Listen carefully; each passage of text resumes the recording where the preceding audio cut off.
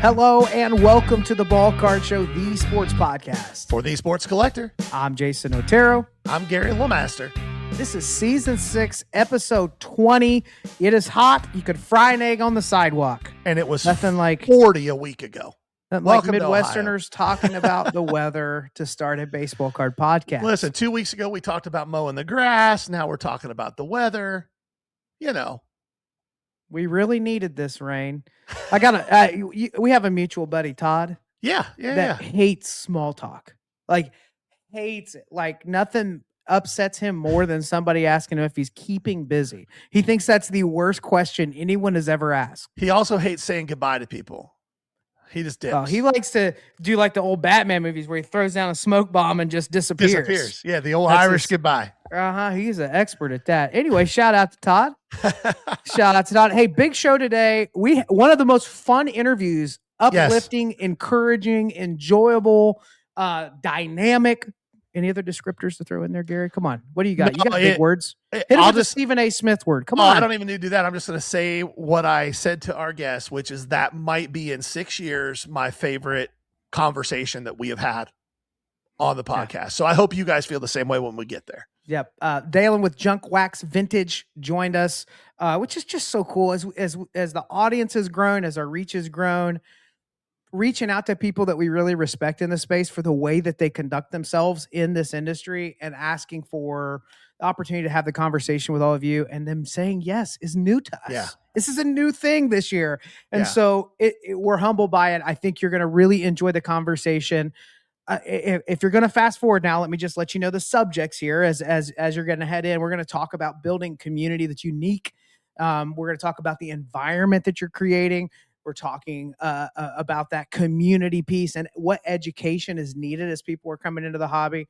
But honestly, it's going to be a challenge to all of us just to enjoy the space again. Yeah.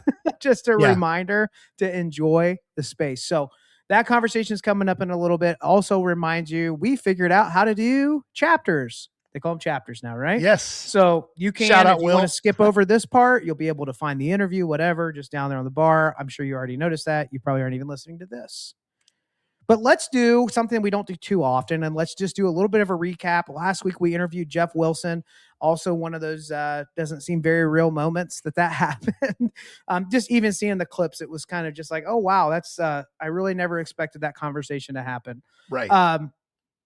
First off, I'll be the first to admit it. The conversation went a little differently than what we were preparing for, but we wanted to make a point of being thoughtful in our approach. And what we didn't want is to interrogate, yell, disrespect, interrupt, all of those things, and miss out on the opportunity to talk about relevant issues in the space, which we do believe there were many of there. And to have a respectful conversation. I think that one of the things that gets missed, and not just in our space, across the board, is the fact that you are going to get further and have more enlightening conversation, better outcomes if the goal isn't to dunk and belittle somebody. Like, obviously, we've made it very clear over the years, there are things that we disagree wholeheartedly with Geoff on, and that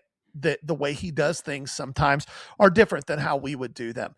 But I came away from that conversation having a little bit better understanding of Geoff, and to be perfectly frank, seeing Geoff without him being in that collated, like, this is the script for today situation, where it felt like it was a little bit more of just who he is day to day. Right. We finished that interview. Geoff left the interview room, and we both looked at each other and went, I kind of didn't hate that guy. I kind of like that guy a little bit. And that's that guy some of the is. answers. So Geoff, again, thanks. You didn't have to do that. It was a good opportunity. One thing I noticed is people that have been extremely critical of him, and that's kind of been something that they've clung to, and they unified with us over that. Were commenting that they felt like they saw some new respect there, and just that transparency meant a lot to them. And some of the topics, there was a lot that was said without us having to shove around. Yep. And it's amazing what can happen when you just provide a space and ask the type of questions where people can offer perspective, knowing that they're going to be respected. Yep. So I'll just kind of leave it at that. You ready to do some show and tell? Yes, please. Because if you didn't get a chance to watch it, go back and check that out for sure. Up first, I did it again. I've done this once before. Yeah, it took you 6 months. It took me 6 months to sell it. I anticipate it again, maybe longer if this fall doesn't turn out well. But I bought another Joe Burrow Ohio State RPA to 15. My favorite part of you buying this card was you saying, "Hey, you got a second? I want to ask your opinion." And I said, I reminded you of the last time you did this. I think I brought it up to you. Yeah, and then I said, I don't think that I would pay a dime more than X for this. And you went, screw it. I'm paying 30% more than that. Let's go. Let's go. Now the last comp on this card was like $1,200. Yeah, it was like 2022. Yeah. Peak COVID.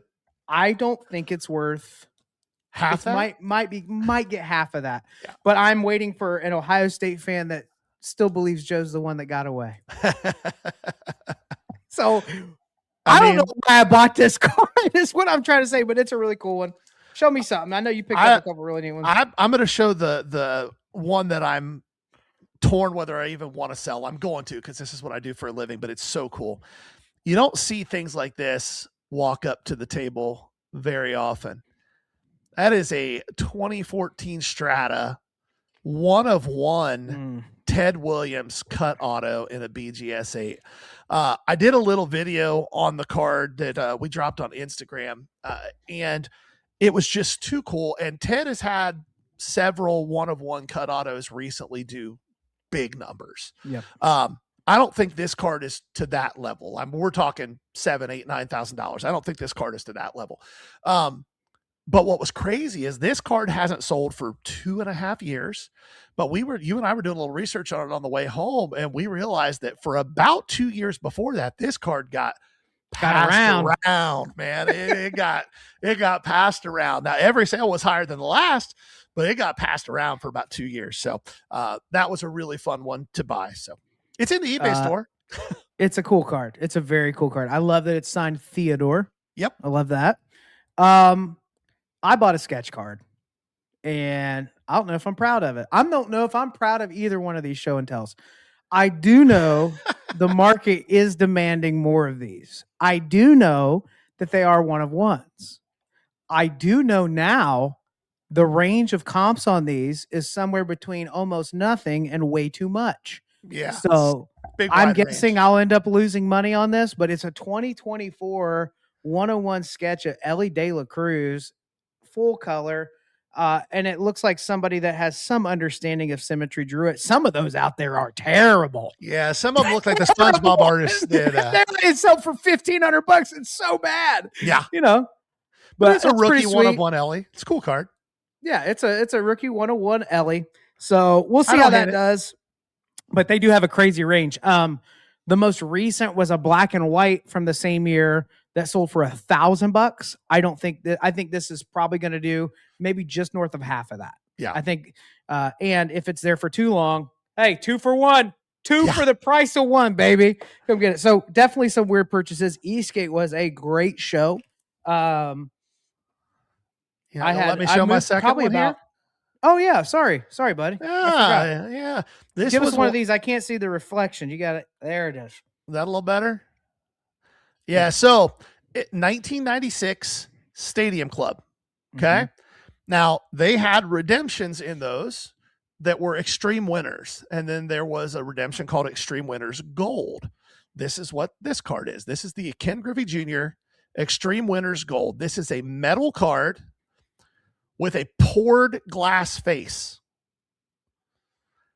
And it's wicked awesome. They're larger than a standard size card. It's heavy. It probably weighs 2 ounces. What's the range on the value on that card? $300 to $500. Yeah, Gary, they don't pop up too often. Dude, take that to a jeweler and make a necklace. What are we doing here? That's the perfect card. Chain so heavy that my neck don't like me. That's a quote. Well, You have no idea. I don't. No, that's okay though. I believe you that it's a quote, and I believe that Do there are your lots of chain people. hang low? You ever heard that one? No, Well, I'll leave I'm that not. alone. I'm just. I Not almost that started culturally singing relevant. it, but I know that we have an interview coming up, and I don't want to take up too much Please, time. thank you. That was a couple. Let me give you a rundown on the next few shows this weekend as the episode is dropping. We have probably just landed in Shipshewana, Indiana. We will be there for the whole weekend, coming back Sunday. Following week, I'm in Antigua for a week celebrating my 20th anniversary. Gary is in the Antigua of Ohio, as I said last week. Chillicothe. First capital of the state? First capital? Yeah. First capital of the state of Ohio. Famous for many things. Midwest Monster will be June, the first weekend in June, Indianapolis. I fly back Thursday. Friday morning, probably 4 or 5 a.m. Gary and I will be driving out to Indy. 2 weeks after that, we'll be in the Nashville show. Huge show, 1,200 tables. And then we're going to wrap up June with Columbus Card Fest at the Convention Center. Really big show there, too. So what are you thinking about, Gary? For us, we have a high concentration of bigger shows on the scale of small to larger shows, way larger. Gary and I both pay our bills with this. So we don't ever have like the capital just completely doubling up or whatever's happening. Like we're scraping off the top every time we got to do a paycheck. So we have to churn. What is going to be your strategy over the next couple of weeks so that when you get to the end of June, you got some cards to sell? Hope and pray. I mean, thoughts and prayers for me. No, it's going to be just the amplified grind of buying. One of the things that, and again, I don't want to get too sidetracked here because we have a nice long interview here, but one of the things that you and I have talked about recently, and I'm going to have to find a balance on, is I've been getting pickier and pickier on the things that I buy, which results in a faster sell-through rate, but lower volume. So I'm going to, for the next 6 weeks, I'm probably going to have to buy just about everything that I can that's even remotely relevant, and go. You know, There's some fan bases. I'll give you my pro tip for Nashville. I don't know if you remember what I said. Every single like $40 to $80 Braves auto gone, sold. I could have sold 20 John Smoltz autos. Yeah. Like the ones that signed them over and over, and there's 50 different versions of that tribute parallel. Yeah. Those things were flying. So it was kind of nice seeing that. Chicago stuff's going to move a little better at Ship, right? Detroit. Some of that. Although JT bought like all my Detroit stuff at Eastgate, so I have it up at Ship. I saw him eyeballing your showcases. I did get go see JT if you want to buy Jason's Detroit stuff. Yeah, there we go. I did pick up an Amon Ra to 25 RPA. Nice. So, but it's you know, we'll see how it goes. But anyway, that's one of the things I'm thinking through is when I look at these shows I've been at before, what performed differently than the rest of my inventory, what teams or price points and all that. I have had a lot more of the $30 to $75 stuff, and I'm noticing that the market is still really responding strong to that price point. Yeah. Yep. So, but we're both in that together.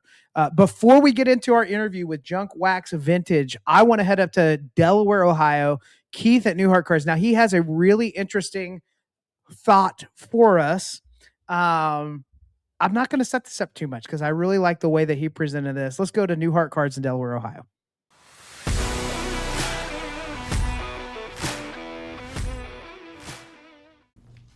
Hi, this is Keith at New Heart Cards, and this is Shop Talk. We're going to talk a little bit about a couple interviews that I heard last week that were really good, that not only has a lot to do with our business, but just business in general, right? Rob at Burbank Sports Cards has been talking a lot, and then the Ballcard boys, obviously, great interview with Geoff Wilson last week. So let's talk about like Fanatics and their product line. If you're letting one specific company or one product line determine the validity of your business or the success of your business, you're probably not doing it the right way, right? We've been around for almost 16 years now, and we started from the beginning. We're going to do singles. We're really going to focus on singles and live selling and eBay, and wax is part of the game, right? So yes, do we bellyache about Fanatics too? Sure, but we're not letting them determine our business, determine our value. Another thing I also wanted to talk about, and I know, we're supposedly sports guys, and the name of this is Ballcard show, right? But we have to lean into TCG. Eventually, if you're not taking advantage of TCG as a shop, you're really, really missing out. I think our space in our shop is probably less than 10% of our whole, but it's growing exponentially. The velocity of sales in the TCG market far grows over sports. If we put on 50 cards on TCG Player, which basically, if you don't know what that is, it's just the eBay of trading card games, we sell probably 60 to 70% of what we list overnight. Same with the product. A new product drops this week. It's an exciting product. We'll sell through that a lot faster than we will on a lot of sports products. So as a shop owner, if you're not leaning into certain products, I suggest you start doing that. As I talked last week, if you're not moving forward, you're moving back. So this has been Keith at Newhart Cards, and this is Shop Talk. I think Keith said, don't depend on any one platform or product to carry your entire business. You have to diversify. You have to do all the things. It is the work of owning a business. I think that's a really good reminder that you and I would love to depend on one lane in our showcases, right? Sure. But the reality is everything else, the whatnot, the value, the bulk, all that stuff that we work through, it all matters. Yep. And we have to do all of it. We sure do. Just how it's going to work. All right. Let's get this started. So excited to have Dalen here with us from Junk Wax Vintage. Stumbled onto him years back on TikTok. Very unique personality, very fun environment. And I think you're going to be reminded to love the hobby again today in this interview. Ladies and gentlemen, we're very excited for this interview today with Dalen from Junk Wax Vintage. Now, I will say this, very happy to have you, first of all. Secondly, I'm known for doing too long of an introductory line, so I'm not going to let you off the hook here. I stumbled onto you on TikTok years back, and I noticed the audio quality was better than anyone else on there. This is somebody that pays attention to details. And then following you, I've been entertained, random hours scrolling, watching breaks. And I think you bring joy to this space in a way that is unique. So we are so privileged to have you on the show today. Can't wait to talk with you. Hey, I feel equally as privileged. Thank you very much, gentlemen. And I sincerely appreciate the kind words. Amazing. Thank you. Well, and what I'm taking from everything that's happening right now, or 2 weeks in a row, is I need to up my backdrop game. I'm lagging behind the whole world. I just got my Willie Mays autograph frame thing up. And hey, that was a humble brag. That was a humble brag. That's what that was. Sometimes less is more, my brother. Well, and you're doing great. I'm working on it. we too started in a basement, so we're already steps and steps ahead. Right. Well, I appreciate the empathy, gentlemen. Thank you. Do you mind sharing with us a little of your story? How did you get into the space that you're in? What are you doing now? I really want people to understand that today we want to really focus on this thought of community, building engagement, educating people in the hobby. And I think you do all these things really well. So I'd love for people to hear a little bit of your journey, how you got to where you are now in the space. Man, absolutely my pleasure. So I started this thing back in 2021. I got back in, so I've been a card collector my entire life. Little short story. So my dad passed away when I was very young. I always looked up to the guides on the cards, right? Those guys were larger than life to me. And that was kind of like my positive male role model, and it was all the guys on the cards. And I'm originally from Seattle. So I was a huge Ken Griffey Jr. fan, a huge Randy Johnson fan. Back in the day with Barry Bonds and Mark McGwire and Sammy Sosa and the home run race and all that stuff. I remember all of that like it was yesterday, right? So I took kind of a break. I was in the military, did a whole lot of other things, made some poor decisions in there in the middle, but luckily it ended well. But I came back to the hobby in like 2017, 2018. I had met my wife and went over and met her parents for the first time, and her dad was a collector. of all things. I mean, he's got like suits of armor and dragon heads and marbles and all kinds of crazy stuff. Well, I'm out there looking at this amazing shop, and I kid you not, I find a corner of that shop, and there's like 30 5,000 count card boxes. And I had taken a break for a little while, but obviously I saw that and got a huge rush of dopamine. I was like, oh my Lanta, this is going to be awesome. So for the next 7 days that I was up there in Illinois, every morning I would wake up with my coffee and I would go out and I would take one of those boxes and I would just go through it. And the memories just flooded back. Yeah. You know, you guys can empathize. Yes. I called these little pieces of cardboard, I call them tiny time machines, because there is very few things in this life that have the capacity to instantly take you back to a moment in time in your life. Yeah.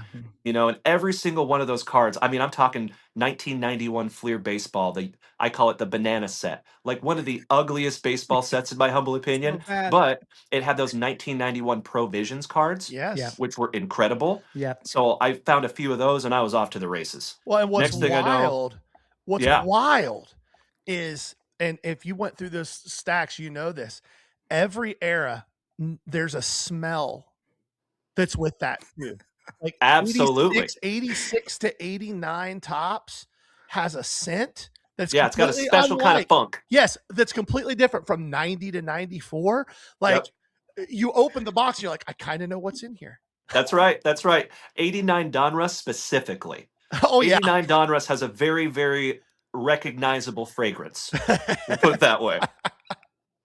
So yeah, I was off to the races. When I came back I live in Austin, Texas. So when we came back to Austin, I was immediately on eBay buying cards and buying boxes. And obviously this is back then where things were significantly cheaper. Yeah. Right. I think our hobby has done like a 4 or 5x since then. But that's how, you know, I got back into it. And my son, there was a chain of serendipitous things that happened. And that's kind of what led me back to this. So my son at the time, he's now 18. He was 11. And he says, Dad, I found this new app and it's really cool. You got to check it out. And I must be honest, I kind of was like, okay, son, real cool, right? But we download TikTok together, this brand new app, and he's showing me dances and he's showing me people doing silly things. And I was just like, okay, son, that was cool, right? Well, at that point, if you think about it, now I have the app on my phone. And now the app is sending me notifications. And we all know that our cell phones listen to us. So all of a sudden, I start getting baseball card videos on TikTok. It sounds silly. I didn't even put those two things together. I had cards over here, internet over here. I mean, obviously I was buying cards on eBay, but I had no thought of content or anything like that. So I start seeing content being showed to me. And I saw all kinds of crazy things. I saw people lighting cards on fire. I saw people ripping packs, and if they didn't find a big hit, they were literally chucking the cards across the room. I saw my friends that were getting into breaks and not getting their cards. I saw people getting into breaks and sometimes getting some of their cards and then not getting the big one. All kinds of crazy stuff, right? So I thought in that moment, I never want to be conceited or think that I'm any better than anybody else. But I thought in that moment, I think I can do it a little bit better and a little bit different because I have a reverence for this entire hobby. I have a reverence for sports cards. I know it sounds super dorky, but I'm so grateful that you guys understand. I love these things. Yeah. They mean more to me than a lot of other things in life, you know? And even sometimes base cards that are worth less than a penny, I still treat them with respect because I care about them. And so when I saw the tomfoolery, for lack of a better term, I said, you know, we got to do something about this. So I want to bring some positivity and some love back to this hobby and try to exude how I feel about this to other people. Yeah. And it was actually kind of a funny story, if I may. Yeah. My wife allowed me. So I'm also a huge lifelong mixed martial artist. And when I found out in 2021 that Donruss Panini was going to put out the inaugural UFC set, I was very excited. So I talked my wife into the very first time allowing me to spend about $1,000 on a couple of boxes. And at that time, that was a lot of money. Yeah. You know what I mean? I'm out at like Walmart and Barnes and Noble buying $20 and $30 boxes. So to spend $1,000 on 2 boxes was a big deal. Yeah. And I said, you know, I think at worst case scenario, we'll be able to recop some of our money from it. But, you know, we're just going to do this and it's going to be fun. Well, about a week later, I get the boxes in the mail. And just for shiggles, I decide that I'm going to look them up on eBay and find out what they're going for. Just because. Right. I go on eBay and those boxes are selling for half of what I bought them for. And I will be very honest, gentlemen, I had a little bit of a panic moment. I was like, oh my Lanta, what am I going to do here? Should I just sell these boxes sealed and like try to get as much money back as possible? Because I don't want to end up divorced. This is not going to go well. And serendipitously, again, that next morning, when I had that question bouncing around inside my head, I had been making TikTok videos for probably about a year at that point. I think I had made like maybe 100 or 200 videos ish. But I'd never gone live. I didn't even know that live was a ability. I didn't even know it was a thing, right? So I get this notification that morning when I was just going to make my normal daily TikTok video. I get a notification that says, "Hey, you have 4,500 followers. Did you know that you could go live and you only needed 1,000?" And I was like, "Oh, I'm a silly goose. I did not know that." So I said, "You know what?" And I know this sounds a little dramatic, but I looked at the sky literally and I was like, "You know what? Help me out, card gods. We're just gonna do this and hope for the best." So I Sure. hit that go live button and I ripped both of those UFC boxes live. And we got very, very lucky. I got a Zhang Wei Li autograph number to 5. So I sold that one card. It paid for both boxes. There you go. So luckily it ended well. Right. But during that stream, I started seeing all kinds of things that I'd never seen before, right? I start seeing these really cool animations pop up on the screen. And I was like, hey guys, those are beautiful. That's really neat. A gentleman literally had to spell it out for me that was money. He's like, hey, do you know that's money, right? And I was like, No. what, like, No like clue. TikTok money? He's like, I just no, thought bro, they that's were real sending money. Cartoons, man. That's awesome. Yeah. And I was astonished, like mind blown. People are just sending me money for just watching? Like, what?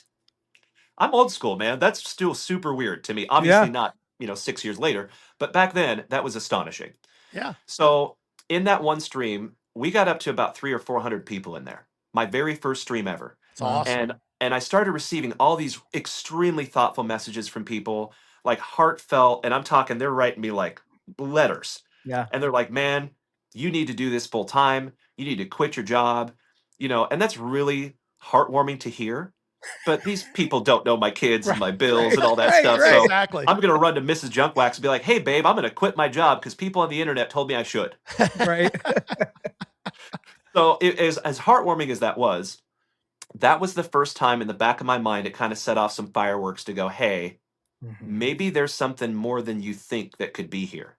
Yeah. Because at that point, I was just making videos, right? There was no community at that point. I was just making videos and trying to put some love into the hobby.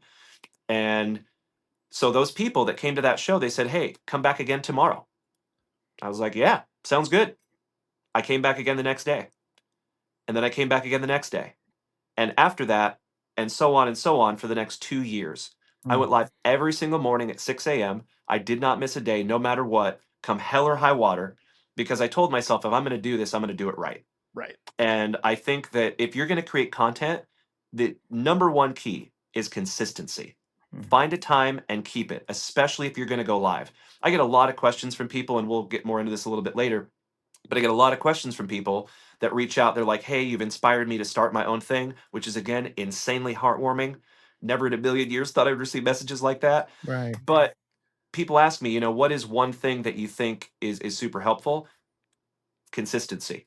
That's it. Pick a time, keep it, no matter what. I'll be very transparent, gentlemen. There was days that I woke up with massive migraine headaches that felt like my head was going to pop.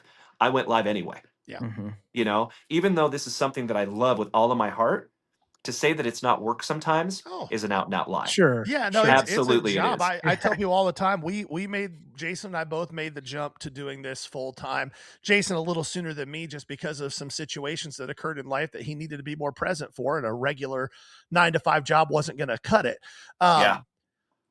I work way harder, way longer hours now than I ever did working for somebody else. Preach, brother.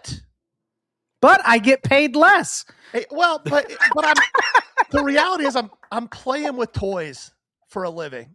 Right. And there's something magical about that. Yeah. Yeah. Like Yeah, man. there's something magical about that. That when my wife is a relatively high. Jason and I's wives both are in positions where if we go to an event for their work and people ask what we do, we have that moment of, should I say this out loud, because are people going Yes, to look at please. us weird? Yes. And so when I tell people they're like, what do you do for a living? Oh, I sell sports cards. Most of the time they think I say cars, and they're like, oh, like Lamborghinis? No, like Victor Wembanyama. They're like, that. Victor, who? Yeah, exactly. Yeah.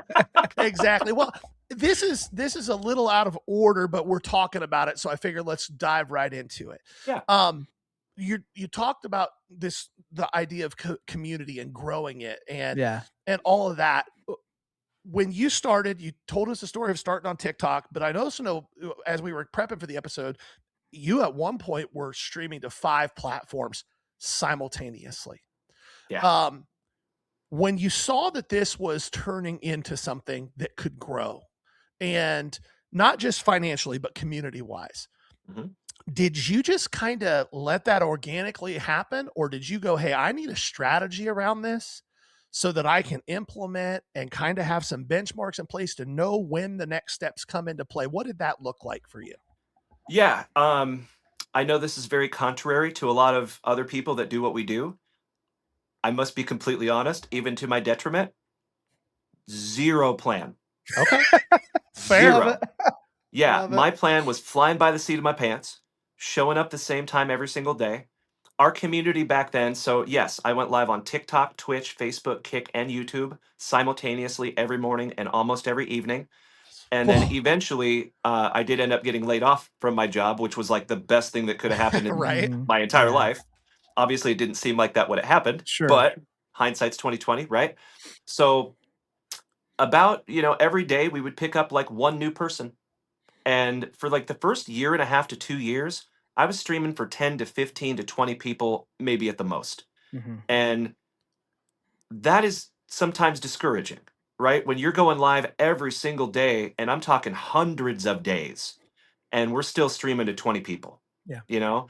But the way I looked at it is I tried to think about the people that were there, right? Even if it was just 5 or 10, I want to put on the best show that I possibly can, whether there is 3 people there or 3,000 people there.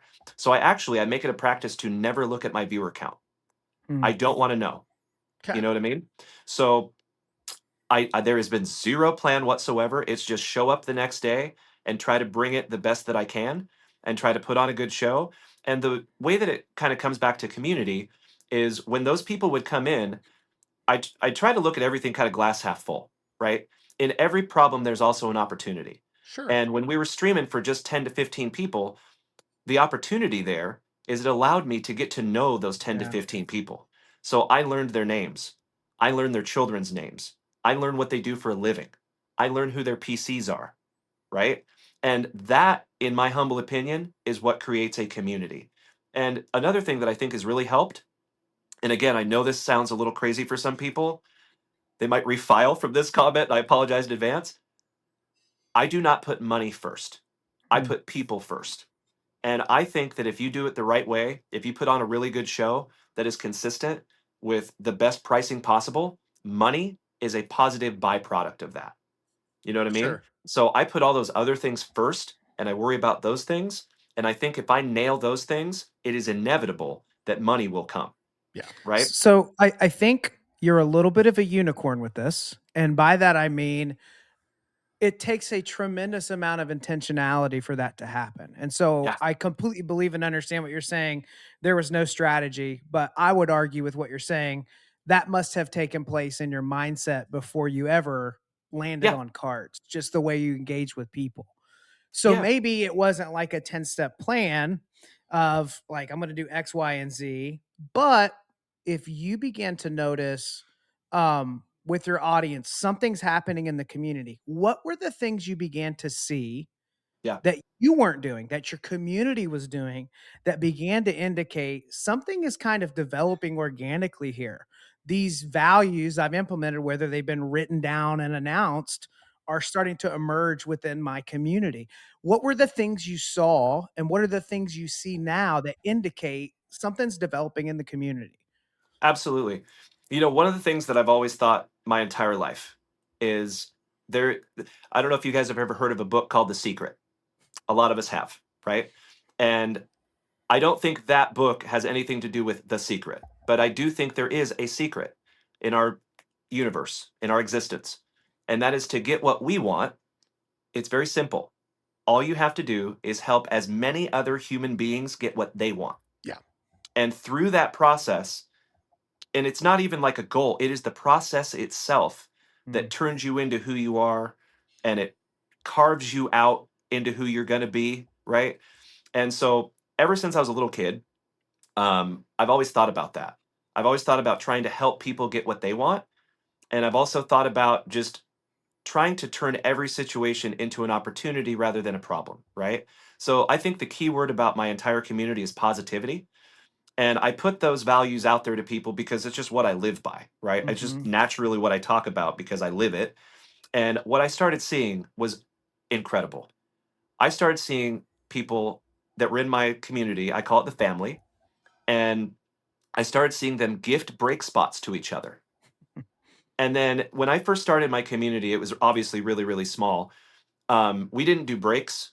I didn't even sell anything for the whole first year that I went live. It was just a hang.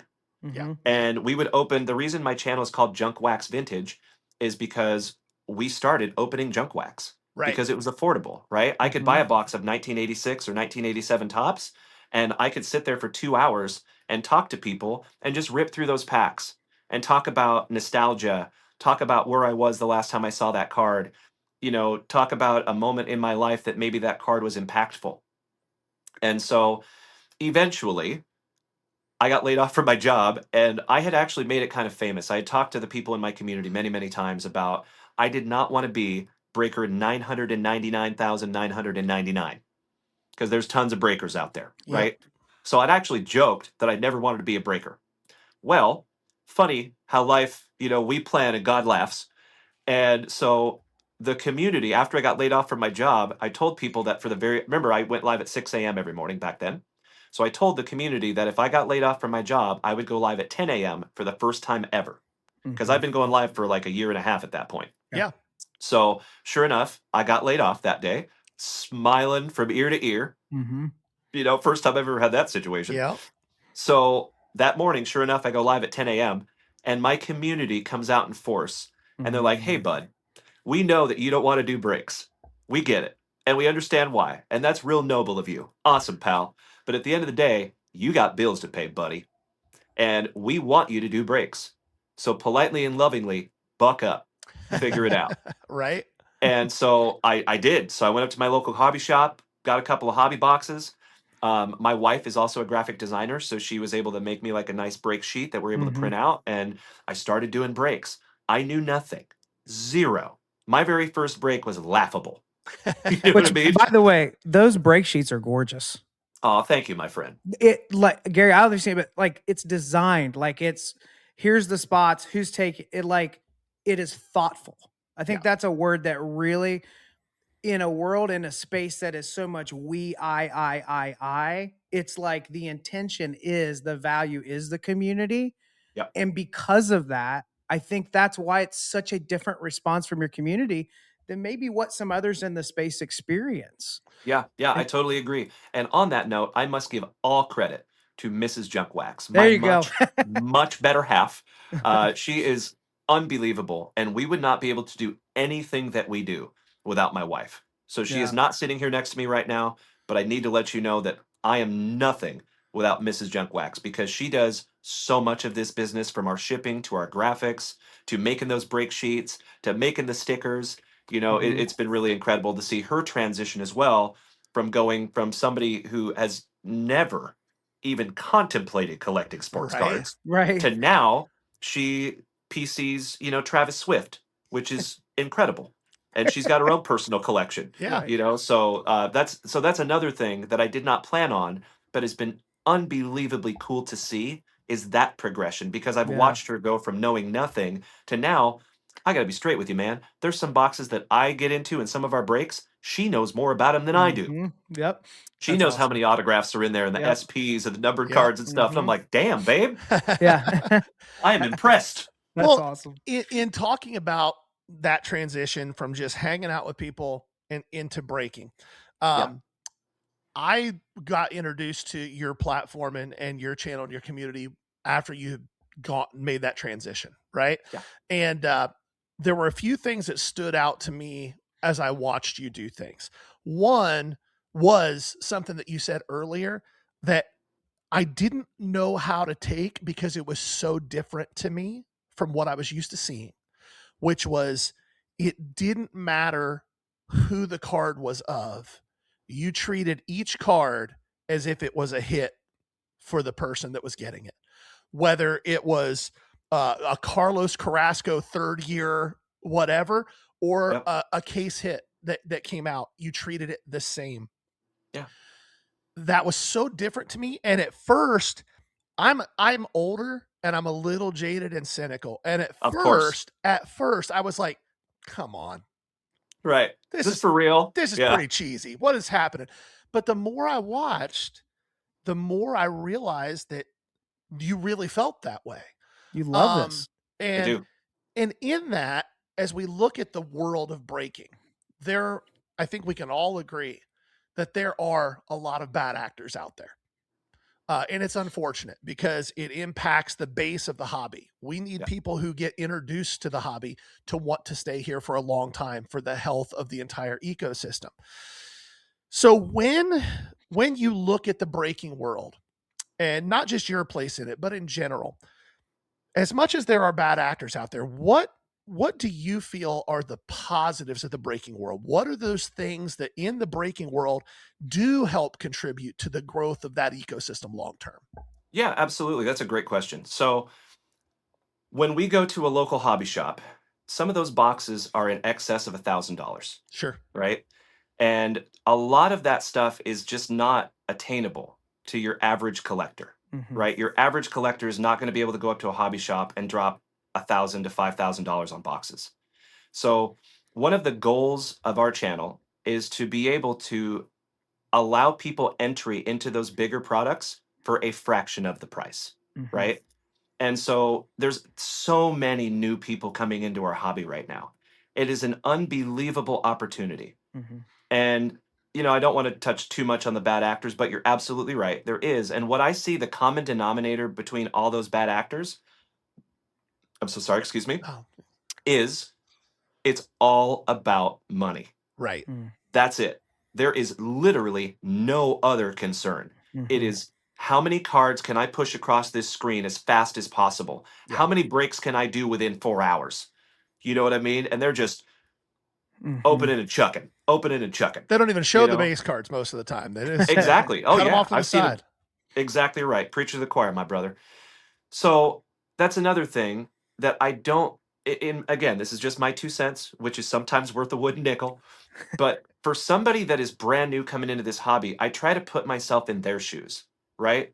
And try to think about what it was like when I first got into this hobby when I was a little kid and I didn't really know a whole lot about parallels and one-of-ones and autographs and patch cards and all this stuff. So there is a humongous learning curve in our hobby, you know?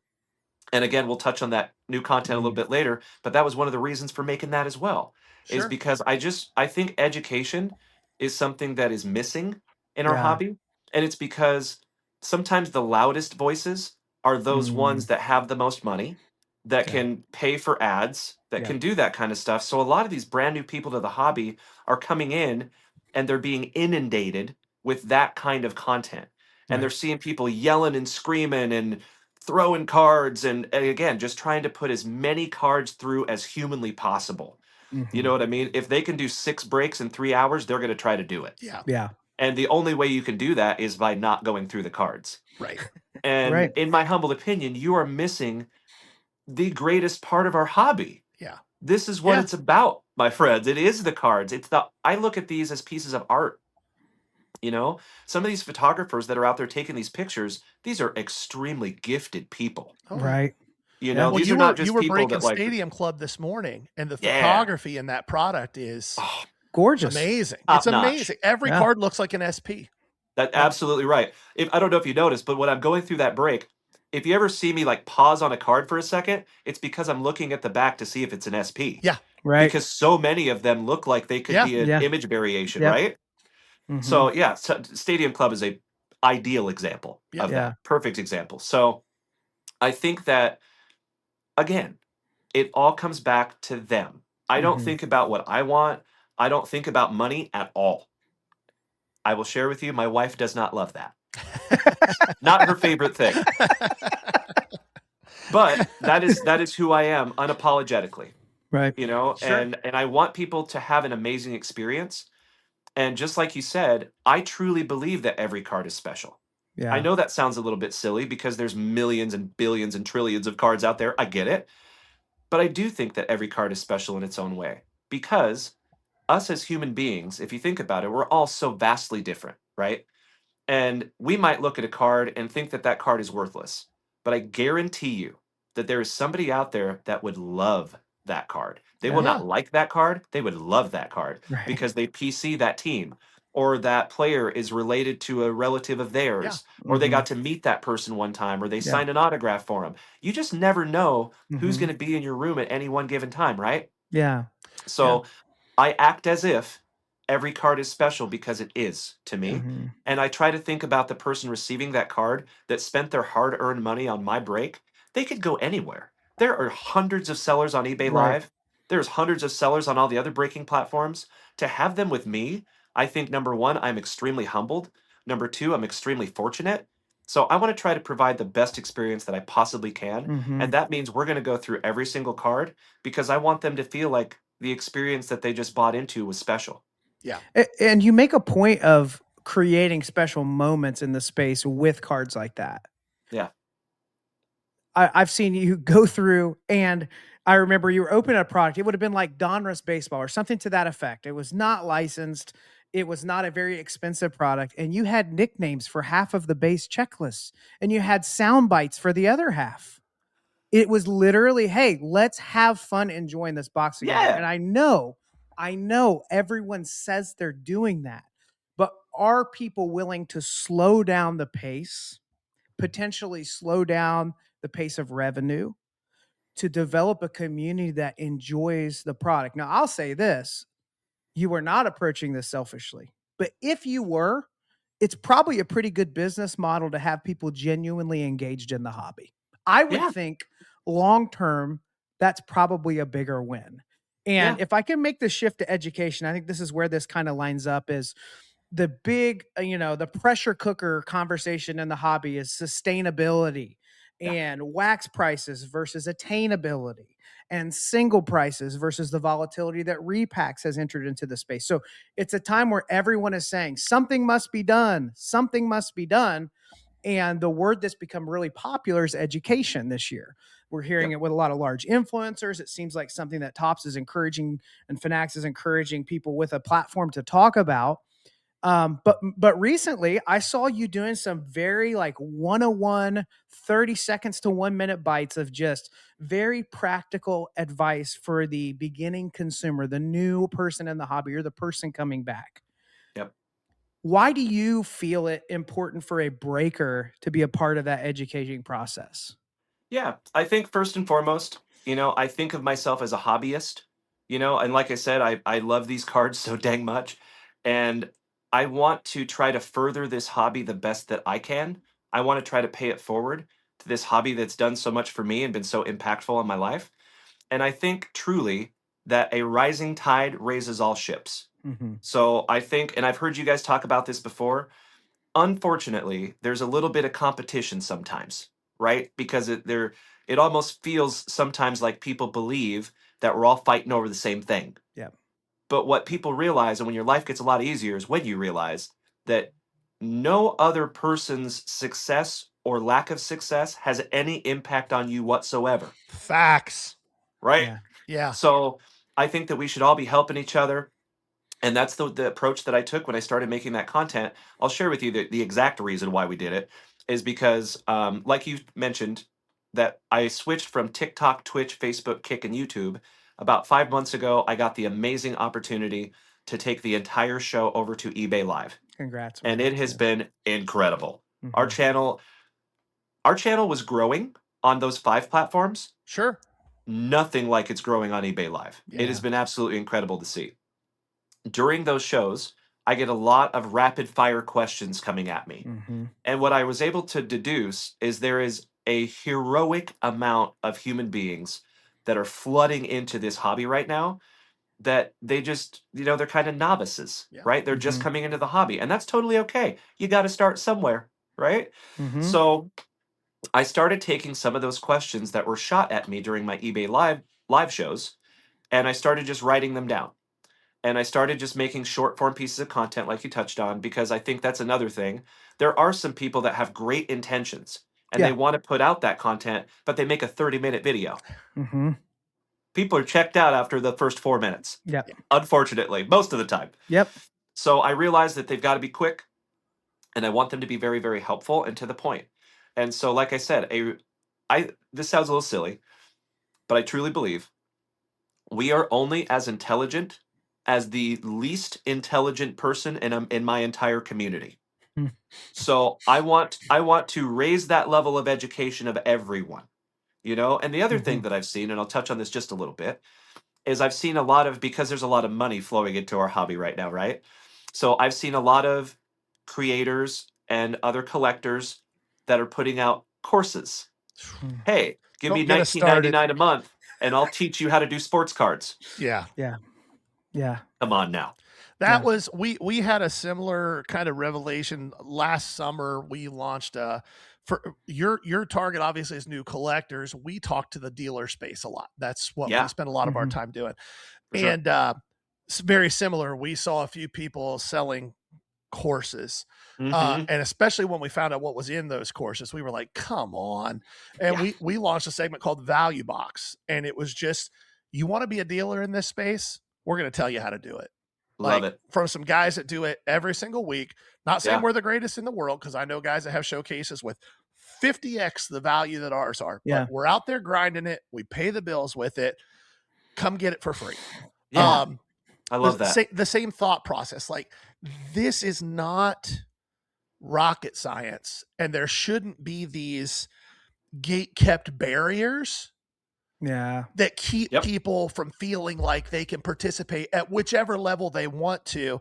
And sometimes it feels like, especially with some communities that are out there, it feels like they want there to be a barrier. They want there to be, hey, the only place that you're going to get this hit, the only place that you're going to get this information, usually what that means is the only place you're going to get told the things you want to hear is here. Yeah, that's right. That's right. I just think it's so important with all these new people coming in to erase that barrier. Yeah. This should be something that is fun. It should be something that brings you joy. And anything that brings you joy like our hobby does, I think any information that goes along with that should be free. Yeah. So I try to put out as much information as I possibly can. And we've been very fortunate that that's done pretty well. I got to be honest. For somebody that started this first thing, I never thought I would have 1 follower. I never thought I would have 1 subscriber. And when I look at some of those videos and I see thousands of views, I am astonished. And it is so cool to see. So I'm so appreciative of people that have taken a moment and engaged on that content and taken a moment to write a cool comment on that post. From the bottom of my heart, thank you if you're watching this show. You are amazing. Yeah. I really like the way that you approach it too, because you start with what people are wondering. I remember seeing one recently of just because a card is numbered does not mean anybody wants it. Well, that's a great approach, because you're going after things that people are running with as soon as they get into the space, often because someone with a camera said, wow, when the reality should have been, okay. You know what I mean? Like, there's a big difference there. And so you inviting people into that conversation, I hope we see more people do that. I think Gary and I really wrestle with this when we consider live selling in our approach. Our platform right now is on Whatnot. And what we've learned of that platform is pace is super important. Volume, speed, attention span. Yes. And it has been such a tension for us, because while we do it, there are times where it's like, Man, are we robbing ourselves the joy of 70% of these cards here? Jason used to get upset with me when I run solo shows. I'm a big nerd about this stuff. Like Jason will look at me and go, "Shut up and just put the card up and hit start." At least let him see it. Because I will tell this set came out. This was the first year. Like I love that stuff. Yeah, and I nerd out about it. And there's a small group in our community that loves that too. Sure. Yes. But there's a lot of people that get really bored because they're used to flashing lights. They're used to yelling and screaming. They're used to 5 seconds as fast as you can go. Yep. And do you ever feel like there is a balance you have to strike there? Or did you just make the decision early on, hey, we're going to do things the way we do it and our community will find us? Yeah. Another great question, my brother. So if I may, our situation and our experience, we were on Whatnot also. And I'm not throwing any shade at Whatnot. I think it's a great platform for some people. It did not fit well with how we do things. Yeah. Because you are so correct. It is rapid fire. Those 5-second auctions. They want to feel that urgency and the adrenaline and hear you screaming. And like, I think what it is, and obviously I could be wrong. Again, my 2 cents, which is sometimes worth a wooden nickel, to be fair. I think the age demographic, by and large, is a little lower. We just had that conversation after our Whatnot show on Sunday where it was just like, are we too old for this approach? Are we too old for this approach? Yeah. So when we made the jump to eBay Live, what I have noticed is that age demographic has significantly increased. And it's people that are a little more like us, right? People that do want to see all those cards because they remember that stuff too, because a lot of these guys that have been collecting longer than I have. You know, there is 70 and 80-year-old human beings that come into my stream on eBay Live. That's awesome. And these guys are a wealth of knowledge. You know, one of the cool things about this hobby, and I compare it to martial arts, no matter how long you are in this hobby and no matter how long you practice martial arts, you are never done. There's never an end point. There's always more to learn. Whether you're a black belt in cards or whether you're a blue belt in cards, there's always something to learn. You know what I mean? So I love that. I love things that there is no end. You know, some people I know that stresses them out. Personally, I love things like that because I have a heroic case of ADHD. And for me, it's perfect for how my brain works, you know, to never have an endpoint. So I love that. And so what I've noticed is the eBay Live platform just happens to fit a little bit better with our process and how we do things. And just like you said, I had to make a kind of a choice in the beginning because of course, just like anybody else, I watched other content creators and I saw what they did. And I thought, you know what? Either I'm going to do this my way and what I think is the right way, or I'm not going to do it at all. Yeah. Because I'm not going to compromise my morals for money. I'm not going to compromise my morals for, you know, because somebody bought a whole bunch of break spots.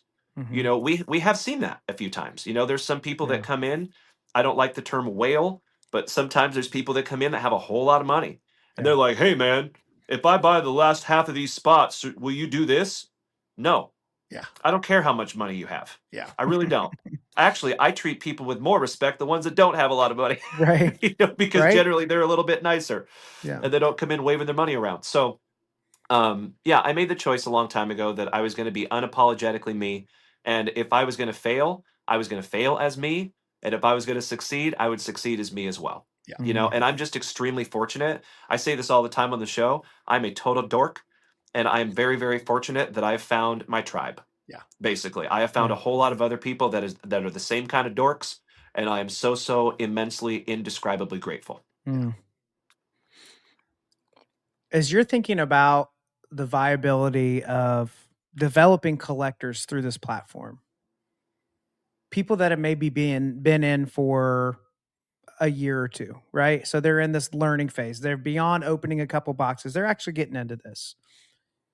And there's no like exact number in response, but what would be a few things you hope they could unlearn?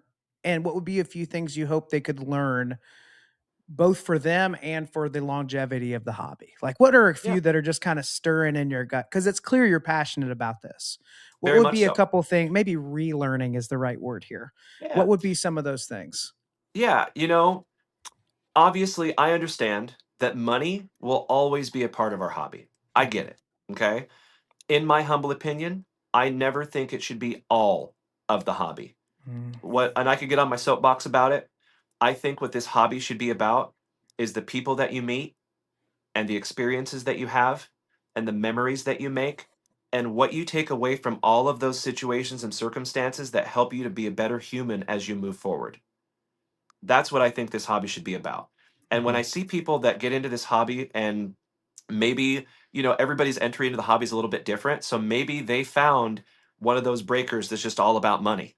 Mm. And then they come to my show and it's such a radical departure from that that it's hard to Right. it's hard to accept. They're like, Right. "Whoa." You know, and I do understand, just like you were saying, my brother, for somebody that just comes into my show, especially because of the landscape that we have, I Mhm. completely understand how, especially in the first minute or so, it might seem slightly disingenuous. I get it because it is a radical departure from what you see. But then I appreciate you staying long enough to understand that it's not. You know Right. what I mean? Because I It's treat all so of them like different that. that it forces you to stay for a minute. Your brain vapor locks. And if you're, I'm telling you, if That's a you're compliment. one of, That's a it is I a love it. compliment. If you are watching this and you have not checked out one of Junk Wax Vintage's streams, go check it out. And I'm telling you right now, he's not going to be mad if you go in and don't buy anything. Just come and Not at hang all. out and watch, because that's exactly what my brain did. It vapor locked. I was like, if this is an act, it's so over the top that I don't know how real it could be. Right. And then I stay a little bit longer and I'm like, and then it becomes really apparent that I think that to an extent, there's a little bit of character there, but it's driven from a place of you. This is what you care about. You And love you're just, it. Yeah. you're You turning it love to it. 11 on your Yep. show. Yep. You know, in real life, it's an 8 or a 9. And on your show, it's a show. You turn it Yeah. to 11. Yeah. But it's obviously not fake. Once you get past that, it's so different. I don't know how Yeah. else to say it. I think it's because that. people come in so guarded. Yeah. Like it has become And so jaded and so it's used not to. fun anymore for so many because it is an exchange. It's Yep. a transaction Yep. and not an experience. Yeah, I could not And agree more. I think that is what, to people that have enjoyed this back in the day that got burnt out, I really would encourage you to check out this platform. I really would encourage you to just hang out and realize we're trying to focus on what can be redeemable within this space that's been demonized over the last year or two. Yeah. And we've certainly been known for at times being too critical or too negative, and then the next week people will say we were way too nice to somebody, right? Right. We live kind of in that in between. That's our Yep. space. But I really applaud that effort, and I do hope people will see that it can be enjoyed again. You know, I appreciate think that, man. there's I'm hopeful for that. But I think the reason that people are hesitant to it is that it's just become so transactional, you know, Yeah. and a lot of other platforms. And you know. we get so nostalgic for just pre-COVID Facebook breaks. Like Jason and I talk about that a lot. We've even talked about on the pod. There were 2 or 3 Facebook rooms where that type of community was real. Yeah. And Yeah. it was here's 5 blasters that somebody found at Walmart, and it's going to cost $100 to ship it all. So we're going to mark it up $130. Yep. And, you know, let's have fun for an hour. Yeah. And that's all it was. And then it's turned into something else, and to see something that you've built that feels like that, just at a much bigger Yeah. place is really cool. Well, I appreciate that, brother. And you could not be more correct, because that's exactly what it is.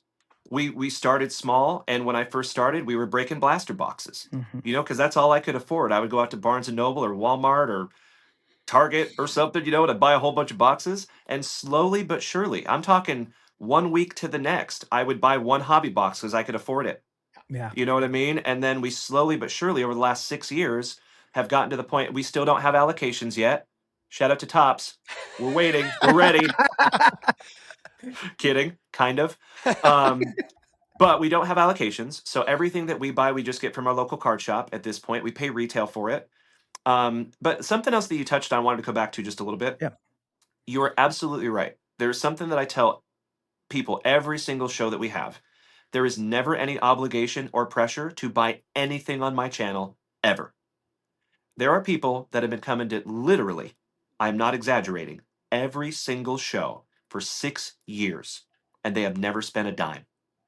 And that is totally okay. Yeah. You know, and they've even reached out and they're very thoughtful. They're like, hey, I'm on SSI or I'm on disability or something like that. And I just want you to know, I just really love your show. And I want you to know that is why I'm not purchasing. And I appreciate that. But Those I want have to be people to some of the know most there's, meaningful messages. Like Yeah. one of the things that we've struggled with is, as our platform has grown too, in a lot of our live settings, we have people that just want to hang out, and that's such a cool thing. And to your point earlier about really trying to get into the mindset of it not being about the money, even when you're paying the bills with it, that's a right. dichotomy. So because as Jason and I are both very analytical, Yeah. and we'll go, we break it down to, okay, sales volume versus number of people in the room, how do, like, all that type of stuff. Yeah. And hearing you just unapologetically be like, I turn off the viewer count. Like, I'll put, like, people Yeah. put the little piece of tape over the camera on their iPhone. Yeah. And just be unapologetically you and your brand and how you do things regardless of who's there. That's really cool. Yeah. Well, I sincerely appreciate that, gentlemen. That's how we do it. And you know, we will continue to do it that way. And like I said, we have been unbelievably fortunate that the crew has grown immensely. Mm-hmm. And we've gotten some just unbelievably kind, altruistic, positive people. And our channel is just like a magnet for Mhm. great, I call them Gem Mint 10 human beings You have because they're t-shirts. amazing. You have t-shirts for this. I've seen this. we do, my man. Shameless plug, Have junkwaxvintage.com. you seen these, Gary? I have not, but it's It says, cool. human being, Jim Mint 10, right? That's awesome. Yeah. So we make those. And fun fact, we also make those for every member of the family. So we have cool. Gem Mint 10 daughter, Gem Mint 10 son, Gem Mint 10 Yep. uncle, That's aunt, cool. wife, awesome. grandma, grandpa. That is all Mrs. Junkwax. Again, give all her Yep. the credit. But yeah, man, you know, the bottom line is the tagline of our entire business is preserving the love of the hobby. Mhm. Because I have loved this hobby since I was 6 years old. My very first pack was 1986 Donruss, looking for Jose Canseco rookie cards. Jose Canseco was my very first PC card ever, and I still collect him to this day, for Nice. better or worse. But you know, so I just try to exude that, and I try to get people excited. And you are absolutely right. Some of the messages that I get from people, they make me want to cry, man. Like these messages that I get from people that are going through tough times in their life. You know, the world's a scary place right now for a lot of people, and some people are really hurting. Yeah. And to be able to provide a place that can take their mind off of that for a few minutes, that's awesome. Yeah. And then to be able to have the ability and the capacity to possibly get new people into this hobby, because I've received many messages from people like, hey, Dalen, I found your show because it's just entertaining. And then I watched for about 6 months. And then I went to my local card shop and I bought my first pack. And now this is what I do. And Yeah. we also have a pack for magic thing that you've seen on my channel. So they'll go to their local card shop, and they'll find like an open hobby box and they'll pull pack number 4. And we had one guy that I'll never forget, his very first pack ever. He had watched my show for about 6 months. He didn't buy anything on my show, which is again 1000% okay, totally cool. Mhm. He went to his local card shop. He gets pack number 4. It was when the brand new unlicensed Topps basketball had released. Mhm. Pulls himself a Victor Wembanyama rookie autograph. His very first pack ever, bad and it way was to go. pack number 4. That's a way to get into the hobby. That's right. That's right. So, you know, at the end of the day, gentlemen, I just try to give back what has been given to me, right? Mhm. It's the same thing through, I'm in recovery also. I try to give back, and that's what keeps Mhm. us clean and sober, is giving away what was freely given to us. And I look at the hobby in a very, very similar light, you Mhm. know, and I've just, you know, to reiterate again, I put money last. I Mhm. put experience, positivity, and community and education first. Yeah. And I think that if I do that the right way, money comes, Yeah. you know? And again, my wife doesn't love that too much, but we've been pretty lucky. Dale, I think you're going to have a list of vendors that are like, hey, do you take any therapy sessions? Because I think you'll help me get out of a rut here. But I know it has been refreshing for us to think about the genuinely positive things. That's a word that just gets thrown out. But to hear something substantive, is that the right word? Substantive. Substantive. That's what you were shooting for. I was trying to add in a syllable on the wrong emphasis. Hey, I like it, brother. We'll go with it. But to add something like the stories behind it, the messages that come in, the people that just hang out in the community that have never spent $1 that are a vital piece of that for you and for them. Right. I think it's a good reminder for a lot of us, especially those of us that are generating an income in this space. Yeah. I think it's even more pressure on us not to lose sight of that. And I think you've done a tremendous job of it. Well, I appreciate that. And I think that it's always important. And for me too, right? I've had to think about this as well. Hobby burnout is a real thing. Yeah. And if you're doing this full time, 24/7, 365, like we are, it gets easy to just become a business, right? So how I personally do that is I make sure at least once a week, this closet actually behind me right here is full of my personal collection. And I'm an old school guy, just like you guys are. A lot of my collection is still in binders. And I just go and I just go through my cards. And sometimes I'm extremely fortunate and members of our community will send me gifts. To be very clear, I tell people there is never any obligation. There is never any pressure to send me anything. I've never asked for it, but I'm very lucky that some people are very kind and they've sent me these incredible cards. And so I get to take that time and put those into my PC, into my binders. I use that as like my personal time to get centered within the hobby so I don't burn out. Luckily, I've never been in that situation, and I owe it to taking time out specifically and mindfully to make sure that I go back to my hobby roots and do things that I genuinely find joy in. Because like we said, obviously I'm very lucky, but still when you're doing this twice a day, almost every day for 6 years, we're all human. Sure. And getting burnt out doesn't mean you don't love the hobby. It just means you're a human being. Yeah. And doing anything repetitive like that is going to burn you out sometimes. Yeah. So yeah. And boys, I have to tell you while we're here, I am so genuinely appreciative of what you do for the hobby, because I've seen you have some great gifts, or great guests, excuse me, great guests, and you're very thoughtful in how you ask those questions. I watched the interview with my buddy Geoff Wilson last week, and you were very thoughtful in how you asked the questions to him. I think that because there are so few people that are as big as Geoff Wilson in this hobby, he gets a lot of undue hate sent his way, right? Because he's a figurehead. It's just easy. It makes him a big old target, basically. And I think that people like that get criticism that is a little undue. So I appreciate, and I saw that you were very, very thoughtful and intentional in how you asked those questions. And it wasn't an interrogation and it wasn't a witch hunt. It was just, but you asked the pertinent questions, which I appreciate. And you had a very, very professional, kind way of doing that. And we need as much of that in this hobby as we can get. So nicely done, boys. That. We try really hard to make sure that we have conversations. We don't yelling and screaming. And to your point, like the bigger the platform, the bigger the target. And the reality of it is not just in our space, but in life in general, there's always going to be a group of people that see somebody else have success and their first reaction is to try to tear it down and pick apart why they shouldn't have that success, rather than trying to create their own. And I think a lot of times, and we've been guilty of it, people try to appease those people and try to build bridges. And sometimes they're just on an island too far out to build a bridge to, and you got to hope they're willing to swim into shore, and you just keep going. That's right. That's right. And thing that I would like to put out there as well. Hate never, there are very few absolutes in our life. There's a lot of gray area, right? Sure. This is an absolute. Hate will never, ever, for any reason, come from above. Yeah. It always comes from below. Yep.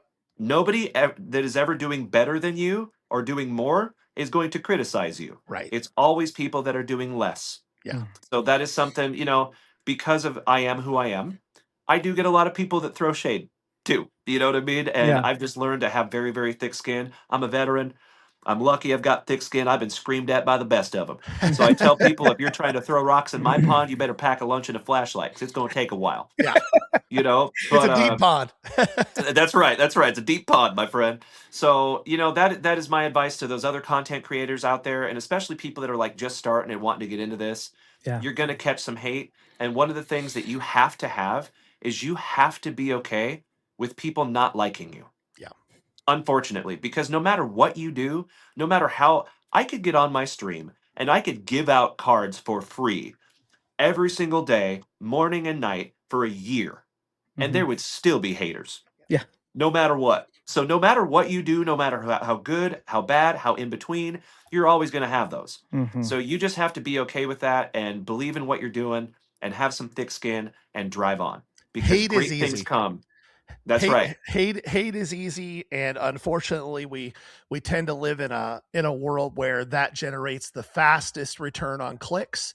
So people dive into it, and hopefully, your type of content, we strive to at least be a middle ground. And you know, if there are things that need pointed out, we try to point it out, but we also try to point out the positives as well. And we don't get it right. This idea out there always. that like Yeah. you're gonna grow. There's content, there's things I've said in the last 6 months on the podcast where I'm like, I really wish I could deliver a different tone in what I was Right. saying.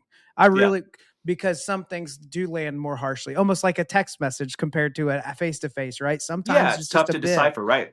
But I do think that's such a good point. And one thing that's evident is people are able to see that this is what you're doing, not what you're aspiring to.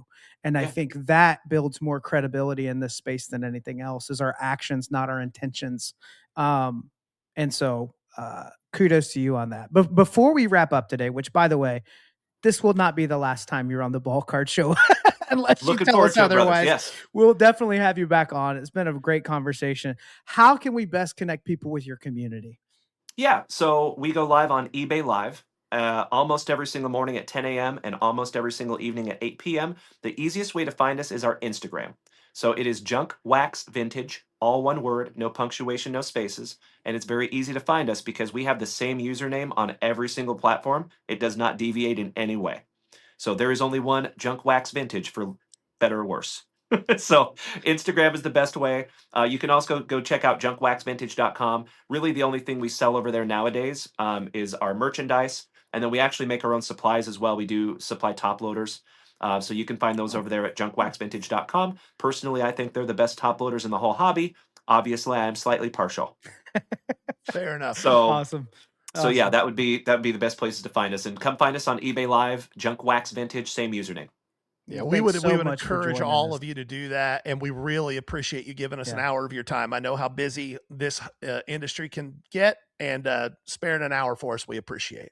Hey, absolutely my pleasure, gentlemen, and I'm already looking forward to the next one. Thank you for doing what you do. Thanks again, Dalen, so much for the time that you gave us. And like Jason said before the interview started, if you walked away from that interview feeling anything other than a reminder of what this hobby should be about, I don't know what to say. I know for me, as that conversation was happening, there were a couple times I even felt myself getting a little bit emotional.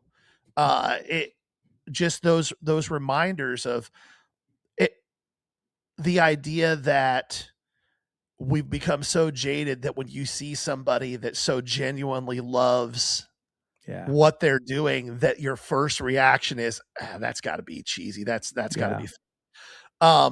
It's just a reminder that this hobby is supposed to be about joy, and the relationships and the fun that comes with collecting these pieces of cardboard. Yeah, I agree. The reminder to me too is, you'll begin to reflect what you're constantly taking in. Yeah. You know, and it's a space where there's always drama in the content and the story, in a scam, and something that's being talked about. But when you see someone that's genuine, that really loves cards, especially those of you in the business of this as well, like it's a great reminder. It's a great reminder. So very appreciative of the time that was taken. I'm probably going to be kind of marinating on a lot of that this week. Yep. And even heading into vacation, I'm excited about that as well. Quick reminder to you as we wrap up, a few things. What we got, Gary? Whatnot? All of the things. Whatnot Sundays at 6:30 throughout the summer. Wednesdays at 7 p.m. Most Fridays, although with Jason going on vacation, there'll probably be one missed here in the next couple weeks. But Jason runs his lot show on Sundays. If you're a low-end eBay seller, Fridays. Great spot to pick that stuff up. That's at 1 p.m. Eastern on Fridays. Other than that, make sure you hit that like button, that subscribe button. If you haven't yet, that little QR code right there. You can get there. It'll take you to all of our places. Come join the Discord, hang out. The community is growing there. Nobody's going to try to sell you anything. Nobody's going to try to do anything other than show you cool stuff and talk about the sports and the hobby and life. All right. This has been the Ballcard Show, the sports podcast. For the Sports Collector. Bye now. Peace.